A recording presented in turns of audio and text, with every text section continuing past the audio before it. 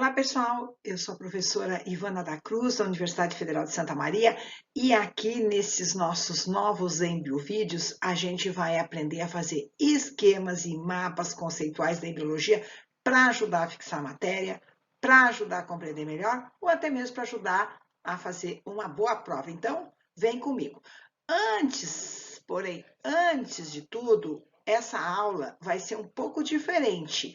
Eu vou precisar que vocês peguem o material didático de vocês para que vocês possam copiar esses esquemas, certo? E aí, cada vez que eu estiver apresentando esse vídeo e aparecer a minha cara fazendo assim, é para vocês pararem o vídeo, congelarem e elaborarem os esquemas e mapas conceituais de vocês. Então, vem comigo. Tá, pessoal? Então é só para lembrar, hein? Vocês vão agora, parem esse vídeo, pega caderno, pega lápis, pega canetinha, pega lápis de cor, borracha, moedinhas ou tampinhas para fazer esferas e régua, porque a gente vai precisar disso para essa nossa videoaula. Nessa nossa videoaula, a gente vai falar sobre fecundação e primeira semana de desenvolvimento embrionário. Então, o que seria a fecundação? É o conjunto de eventos relacionados à fusão dos gametas, feminino e masculino, para formar um embrião, ovo ou zigoto. Aí, no nosso esquema, a gente só precisa botar isso aqui, ó. Gameta feminino mais gameta masculino, não é? E aí desenhar aqui uma célula representando o zigoto agora já com o genoma diploide, né? Caracterizado pela letra 2N. Atenção, agora congela o vídeo, copia esse esquema do caderno e depois volta aqui.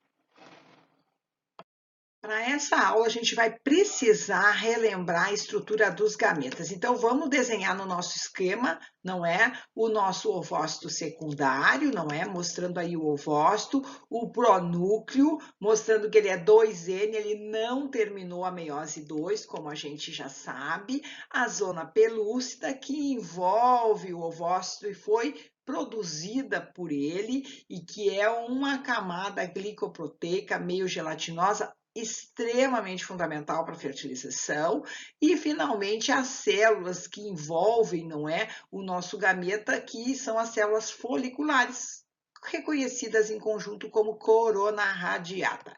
Agora vamos desenhar o nosso espermatozoide, mostrando a região da cabeça, aonde a gente já tem o pronúcleo haploide e o acrossomo, que é um complexo de Golgi modificado, que armazena uma grande quantidade de moléculas também cruciais para a fertilização. Aí nós vamos ter a peça intermediária, como vocês já estudaram, não é? Ela é rica em quê? Em mitocôndrias, isso mesmo, porque para garantir a produção de energia, ó, para que o nosso flagelo consiga nadar, se mover até o ovócito secundário. Ó, apareceu a minha carinha aí, o que é isso? Então, congela a imagem, copia esse esquema e depois volta para cá. Antes de nós vermos as principais fases da fecundação, vamos falar algumas informações relevantes. Logo após a ejaculação, com a saída do pênis do canal vaginal, as paredes da vagina voltam a colabar, elas ficam muito juntas, não é? E com isso cria uma espécie de bacia seminal na região posterior que se aproxima ao colo do útero e com isso faz com que os espermatozoides permaneçam bem próximos, né, da entrada do útero para entrar realmente para dentro deste órgão. Entretanto, nessa fase, eles nadam muito lentamente e vão ser as contrações uterinas que vão ajudar a transportar rapidamente esses espermatozoides para a tuba.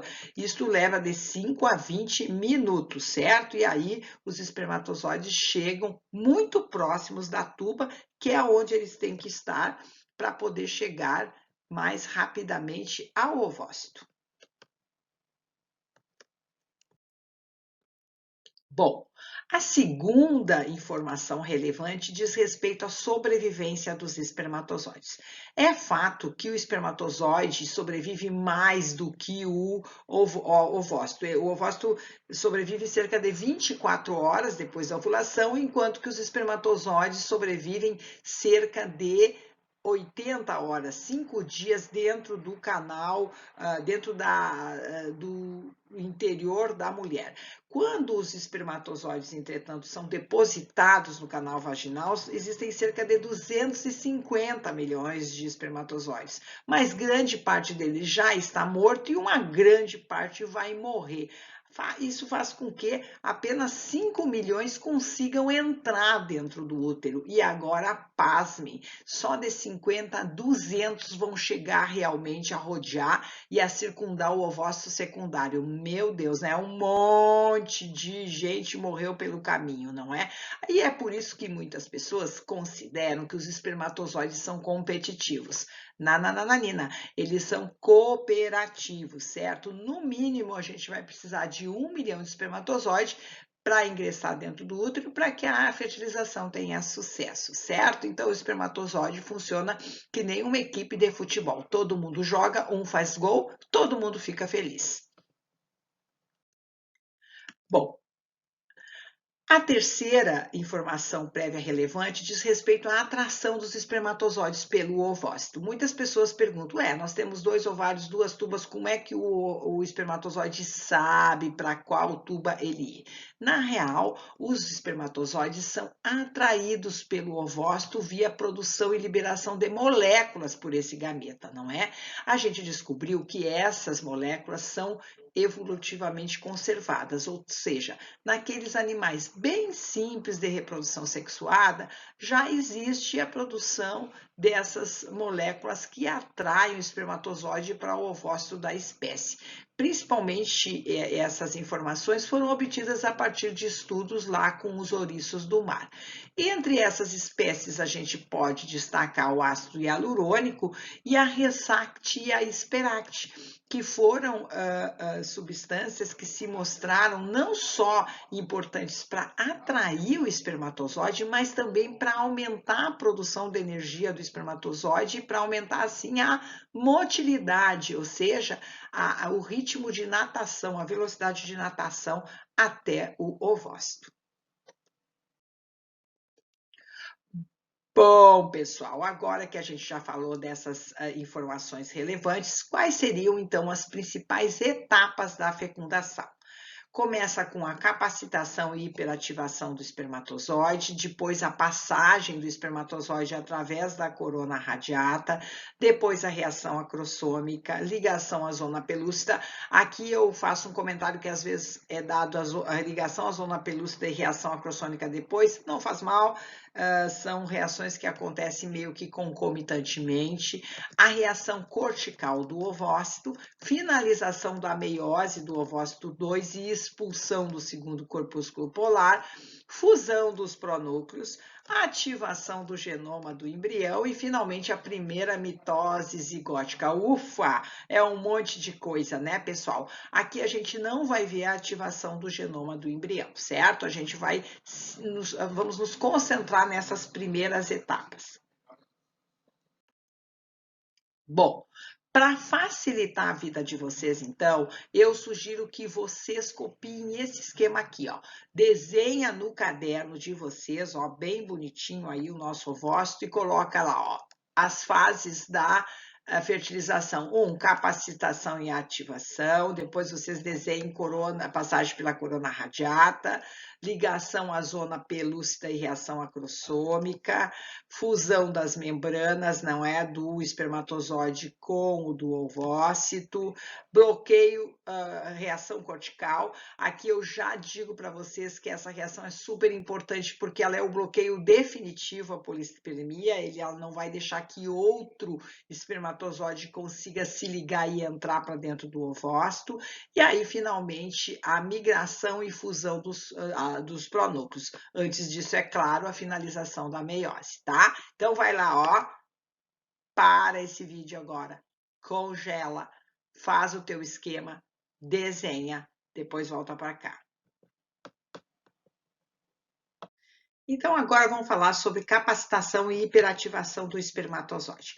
Para isso aqui, ó, eu desenhei aqui um esquema, não é, do sistema reprodutivo feminino interno, com a tuba, ovário, útero, o ovócito, não é, e o canal vaginal. Logo que o sêmen, então, ele é depositado no canal vaginal, ele tem um pH alcalino, não é? E ele tem esse pH alcalino por quê? Porque o canal vaginal tem um muco extremamente ácido, não é? Que serve para proteger a mulher contra infecções de patógenos. Assim que o sêmen é ejaculado dentro do canal vaginal, vai acontecer uma rápida subida no pH desta região. Por quê? Simples, não é? Para garantir a sobrevivência dos espermatozoides. Então, o sêmen é básico por conta disso. Entretanto, mesmo que um espermatozoide seja colocado nesse meio agora alcalino e ele tenha e sofra aí alterações, não é, na estrutura do sêmen, ele ainda não tem a capacidade de fecundar um ovócito. Por quê? Porque a membrana da sua cabeça ela não está ainda preparada para conseguir romper e se fundir. Então, para isso, ele vai precisar sofrer alterações nessa membrana. E esse processo de alteração é que a gente chama de capacitação, ou seja, os espermatozoides precisam ser capacitados. Então, aqui ó, vou desenhar depois rapidinho de novo, tá? Os espermatozoides eles vão sendo capacitados na medida que eles migram, né, do canal vaginal para o útero até a tuba. E eles acabam se concentrando, ó, aqui, ó, bem no início da tuba, no istmo da tuba, e fazendo então o que a gente chama de um reservatório transitório. E aí é que eles vão estar completamente capacitados e hiperativados. E essa hiperativação é para fazer com que eles consigam nadar mais rapidamente e rodear o ovócito, não é secundário, para poder fecundá-lo. Então tá, então vamos ver como é que isso vai acontecer. Na realidade, vai acontecer um aumento de pH e temperatura, e quando os espermatozoides chegarem ali na tuba, o pH vai estar alcalino e vai estar a cerca de 38 graus e meio de temperatura interna, não é? Aí, esse aumento de pH e temperatura vai fazer com que o acrossoma do espermatozoide libere cálcio. E essa liberação de cálcio agora vai criar uma alcalinização intracelular, não é? E essa alcalinização intracelular vai acabar fazendo com que o colesterol da membrana ele seja liberado. Então a gente diz que ocorre um efluxo do colesterol. Essa saída do colesterol torna essa membrana mais fluida e mais apta depois a fazer a reação acrossômica, a ligação da zona pelúcida e a fusão com a membrana do ovócito, certo? Então, deste modo, o nosso embrião agora se torna mais capacitado. Além disso, essas modificações de pH e temperatura, então, vão aumentar a amplitude de batimento do flagelo, hiperativando, então, o nosso espermatozoide. Então, isso é muito importante. Atenção, é esse aqui o nosso esqueminha que vocês têm que agora congelar esse vídeo e copiar para o caderno de vocês. Vai lá, copia que eu te espero aqui. Uma vez que o nosso espermatozoide esteja capacitado, ele vai migrar e vai rodear o nosso ovócito e vai ter que passar pela corona radiata. Ele vai passar batendo, não é? Fisicamente, pressionando fisicamente essas células. Por que ele consegue fazer isso? Porque essas células, elas, na realidade, elas estão unidas por junções celulares que são mais ou menos fracas. Então, o rompimento mecânico dessas junções é que vai permitir que esses nossos espermatozoides cheguem agora bem próximos à zona pelúcida.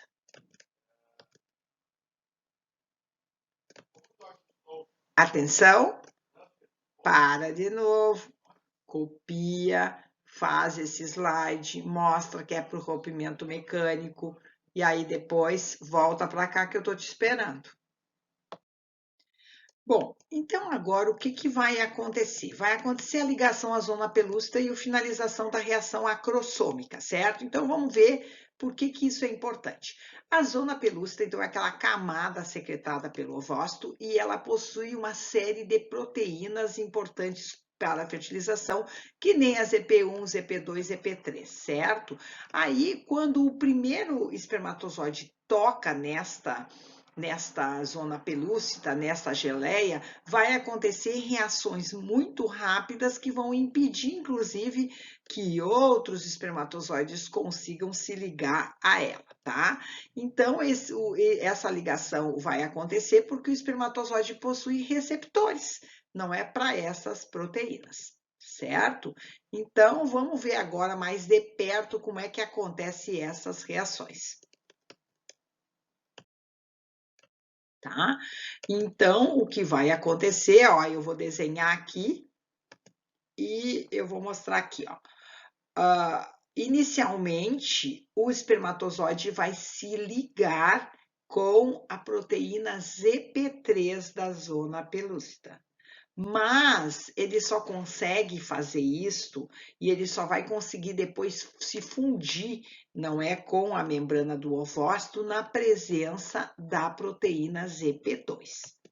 Bom, quando acontece essa ligação, a reação acrossômica ela acaba sendo finalizada.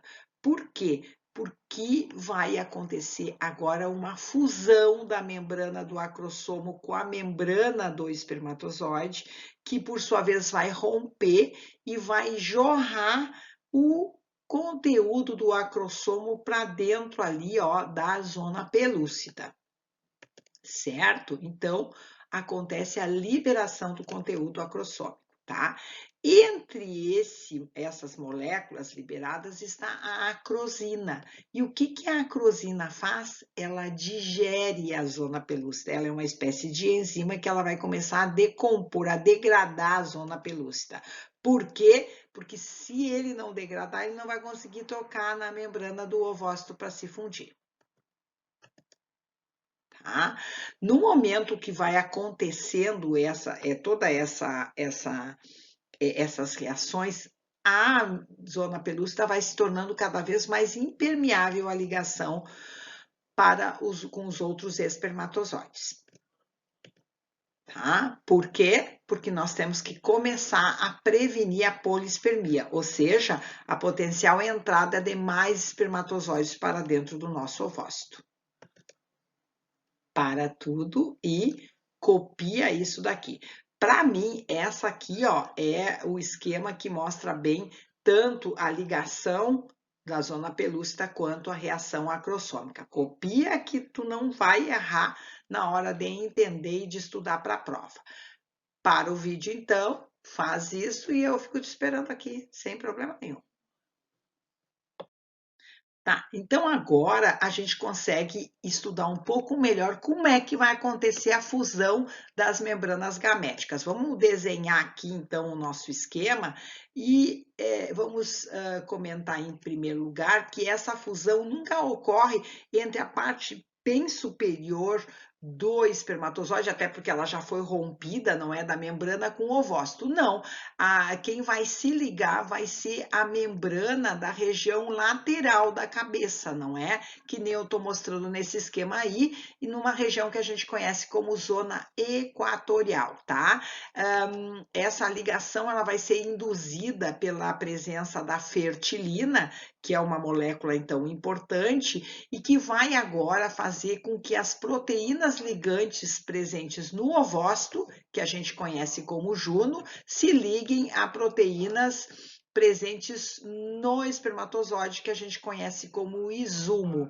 Juno é o nome dado em homenagem à deusa romana da fertilidade, e izumo também lá a um deus japonês lá da fertilidade, só para você saber. Bom, Sem o isumo e o juno, não tem como ocorrer a fusão, certo? Então, essa ligação agora, ela vai acabar desencadeando uma despolarização do ovócito que contribui para o bloqueio à poliespermia. Atenção, então, para tudo. Copia este slide, copia esse esquema, certo? Nunca mais vai esquecer, vai bem na prova, te aguardo por aqui. Copiou? Tá. Então, vamos lá para a reação cortical. A reação cortical, como eu falei para vocês, é o bloqueio final à poliespermia. Então, uma vez, ó, aqui, ó, façam aí o esqueminha de vocês. Uma vez que ocorra a fusão, ó, as membranas já estão unidas, que nem eu estou mostrando aqui para vocês nesse nosso esquema, ó, até eu vou salientar aqui um pouco, tá? Bom, vai entrar agora aqui como relevante o retículo endoplasmático do ovócito, tá? Nessa reação. Por quê? Porque esse retículo endoplasmático, ele armazena uma grande quantidade de cálcio, que também vai ser importante não só para a reação cortical, mas para outros eventos posteriores da fecundação. Então, o nosso ovócito também tem no seu interior uma grande quantidade de grânulos corticais, que são bolsas cheias de moléculas importantes para esse passo da fertilização. No momento que acontece, então, a fusão das membranas, certo? E a despolarização, isso vai fazer com que ocorra a liberação de moléculas também que estavam dentro do espermatozoide para dentro do ovócito, em especial uma enzima que se chama fosfolipase C-zerta, certo? Ela acaba hidrolisando, tá? A molécula lipídica que está na membrana e gerando uma molécula que a gente chama aqui de IP3 e que agora vai induzir a liberação, então, do cálcio lá do retículo endoplasmático. Olhem aqui agora nesse esquema o que vai acontecer. Então, eu desenhei aqui, ó, a zona pelúcida, a membrana, existe um espaço perivitelínico, um espacinho, ele não está 100% grudado, não é? Entre a zona pelúcida e a membrana. No momento que o cálcio é liberado, ele faz com que esses grânulos corticais se aproximem da membrana, se fundam à membrana do ovócito e liberem o seu conteúdo para esse espaço perivitelínico. Entre esses conteúdos vai estar a ovastacina. E a ovastacina, ela tem o poder de degradar todas as moléculas EP3 lá da zona pelúcida, entenderam? Então, com isso, não tem como outro espermatozoide acabar se ligando, tá? À zona pelúcida. Então, esse é considerado o bloqueio definitivo à poliespermia. Tá, né? Não preciso dizer nada. Vai parar, vai copiar esse exemplo. Ah, mas a minha professora não me deu tanta coisa, ela me falou menor. Mas não faz mal, conhecimento não ocupa espaço. Copia e aprende. Tu nunca sabe quando é que tu não vai precisar dessa informação, certo? Eu fico te esperando aqui. Pode copiar. Copiou? Tá, então tá. Então vamos finalizar a meiose e a liberação do corpúsculo polar, tá? Então, como vocês sabem, lá na embriogênese, quando a mulher ainda era um pequeno embriãozinho, as oogônias tinham iniciado a meiose 1 e interrompido, não é, a meiose na fase de prófase 1 do diplóteno, né? Só que quando a mulher amadureceu e entrou na sua fase reprodutiva, cada vez que ela libera um ovócito, esse ovócito continuou a meiose e interrompeu ele na ovulação na meiose 2, tá? Na fase de metáfase da meiose 2, ou seja, um passo para finalizar a meiose é que esse nosso ovócito foi ovulado. Pois bem, quando acontece a liberação do cálcio lá do retículo endoplasmático, né, por conta do espermatozoide ter entrado e tudo mais, vai acontecer o quê, pessoal? A finalização da meiose. Então, o cálcio do retículo endoplasmático liberado pelo estímulo, né, do espermatozoide faz com que o pronúcleo feminino libere, não é, termine a meiose e libere o segundo corpúsculo polar, certo? Então tá aqui, ó, o nosso esqueminha, certo?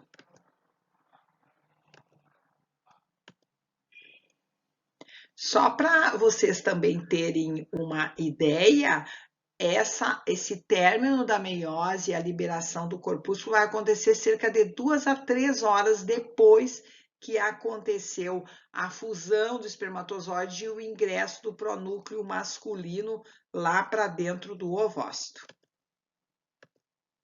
Tá? Outra coisa importante aqui a comentar é que enquanto está acontecendo todo esse processo, ó, o pronúcleo masculino já está começando a migrar em direção ao pronúcleo feminino. Não preciso dizer nada, né? Esse aqui é, com certeza, aquele esquema que tem que ser copiado e tem que ser estudado, tá?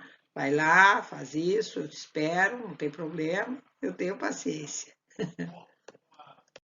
Tá, então vamos ver agora como é que acontece a fusão dos pronúcleos, tá? Então os pronúcleos eles começam a migrar um em direção ao outro, mas atenção, eles já iniciam o processo de mitose. O que significa isso? Ao longo da migração, eles já vão replicando o seu DNA. Então, a replicação do DNA do pronúcleo masculino e do pronúcleo feminino ela é mais ou menos simultânea, tá? E começa a acontecer logo depois que o espermatozoide ingressou para dentro do ovócito e dura mais ou menos cerca de 8 a 14 horas. Enquanto isso, eles vão se aproximando, tá? Aí, quando eles se encontram realmente, eles já estão na fase da metáfase, entrando já para a anáfase. É nesse momento, então, em que eu tenho os dois pronúcleos dentro, o corpúsculo polar para fora e ainda não ocorreu 100% a fusão, é que eu chamo essa estrutura de ovozigoto, porque logo em seguida, quando realmente o material genético deles vai acabar, entre aspas, se fundindo, eles logo em seguida já se transformam em duas células, tá? Que ainda estão envoltas e imersas pela zona pelúcida. Tá, não preciso dizer nada, né? Vai copiar bem bonitinho o slide. Garanto que os slides de vocês, os esquemas de vocês ainda vão ficar melhor que os meus, tá? Eu fico esperando. Bom. Então tá, pessoal, vamos começar a primeira semana da embriogênese para terminar logo essa aula aqui, tá? Então vamos lá. Informações iniciais, tá? Olha aqui, ó. A gente considera a embriogênese, só para lembrar, da primeira ou oitava semana é o período embrionário, da nona até o nascimento é o período fetal, certo? Então, a gente vai estar estudando a embriogênese, certo? Na primeira semana, os principais eventos a serem destacados é o quê? A clivagem, compactação das células e formação do blastocisto. E também na primeira semana inicia a implantação do embrião, mas isso eu não vou ver não aqui, a gente vai ver isso na segunda semana de desenvolvimento embrionário. Daí procura lá o meu vídeo da segunda semana para estudar, certo? Bom, então vamos começar com a clivagem, tá? Vou começar aqui, ó, desenhando de novo aqui a minha estrutura interna, certo? Só para lembrar, pessoal, que esse processo de clivagem vai estar acontecendo enquanto o nosso embriãozinho, que foi fecundado na tuba, está migrando em direção ao útero, ok? Então, tá aqui, ó, tá migrando, ó, bonitinho. Então, ele vai acontecer até a entrada aí do útero e depois ele conseguir se ligar. tá? Então, uma outra informação importante aqui, tá? Até mais ou menos o 5º dia, o embrião ainda está circundado pela zona pelúcida e só depois é que essa zona pelúcida vai degenerar. O que seria, então, a clivagem? É o conjunto de mitoses sucessivas, ou seja, de divisões celulares, não é, que vão produzir, então, o início do nosso embrião. As células não precisam ser todas do mesmo tamanho e as divisões podem ser assincrônicas, ou seja, uma acontece mais rápida do que a outra. Tá? Nessa fase da clivagem, o embrião não cresce, ele permanece exatamente do mesmo tamanho. E o número e essas células que são formadas menores, elas são conhecidas como blastômeros. Não preciso dizer nada, né? Vamos lá. Vamos pegar a caneta, vamos pegar o lápis, vamos congelar o vídeo, vamos desenhar esse esquema e eu fico esperando vocês. Bom, então agora eu quero mostrar para vocês essas principais etapas da clivagem. Então, eu tinha o meu ovozigoto, se formou as 2 células, logo seguida se transforma em 4, em 8 células, não é? E mais ou menos quando elas têm de 8 a 32 células, vai acontecer o fenômeno da compactação. Mas antes disso, eu quero mostrar para vocês que a quantidade de célula continua aumentando, né? E essa compactação é o quê? Inicialmente, os blastômeros eles estão vinculados por junções muito frouxas, eles estão praticamente boiando dentro daquela zona pelúcida. Na compactação, vai acontecer a formação de junções e principalmente de junções de oclusão, ou seja, as células vão ficar muito próximas uma das outras, preparando elas para a diferenciação, certo? Então, estão aqui, preparo para diferenciação.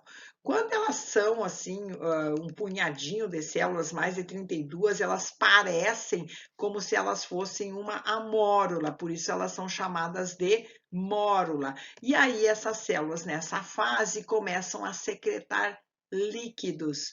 E esse líquido agora fica embolsado no interior, não é, da nossa estrutura, e começa aqui a primeira real diferenciação do meu embrião com 2 conjuntos de células que vão formar, então, o blastocisto, certo?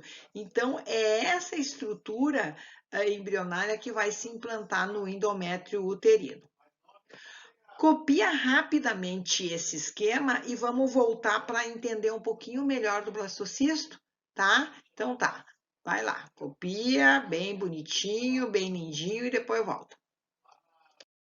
Tá, então tá aqui, ó. Vamos lá. Pessoal, como é que é essa estrutura diferenciada que eu conheço como blastocisto, tá? Ele ainda tá na zona pelúcida, ele vai ter uma camada externa que a gente passa a conhecer como trofoblasto, e dentro, num só polo do nosso embriãozinho, vai haver um grupo menor de células menores que a gente conhece como massa celular interna, que também é considerada, é chamada muitas vezes de embrioblasto, porque todas as células do nosso embrião vão sair dessa massa celular interna, ainda que parte dessas células também vai ser utilizada para fazer os anexos embrionários. Essas células, então, elas produziram aí um líquido que ficou embolsado, não é, numa cavidade conhecida como blastocele, e a formação dessa cavidade depende muito da formação daquelas junções de oclusão. Se aquilo ali tiver qualquer problema, já o nosso embrião vai ser inviável. Não preciso dizer nada, né? Vai copiar. Tá, pessoal, chegamos ao fim dessa nossa primeira embriovídeo aí de desenhos, esquemas e mapas conceituais, vendo fecundação e vendo primeira semana de desenvolvimento embrionário. Eu espero que vocês tenham feito a lição, eu espero que vocês tenham copiado os esquemas, isso vai ajudar um montão. Aquilo que de repente o professor de vocês não pediu, vocês não precisam fazer. O mais importante é vocês conseguirem entender a lógica das coisas. Por quê? A embriogênese hoje, a gente consegue entender muitos dos porquês que as coisas acontecem e são explicadas principalmente pela genética do desenvolvimento, tá? Eu aguardo vocês aqui para o nosso próximo vídeo sobre a segunda semana de desenvolvimento embrionário, que aí é mais desesperador. Beijo, até!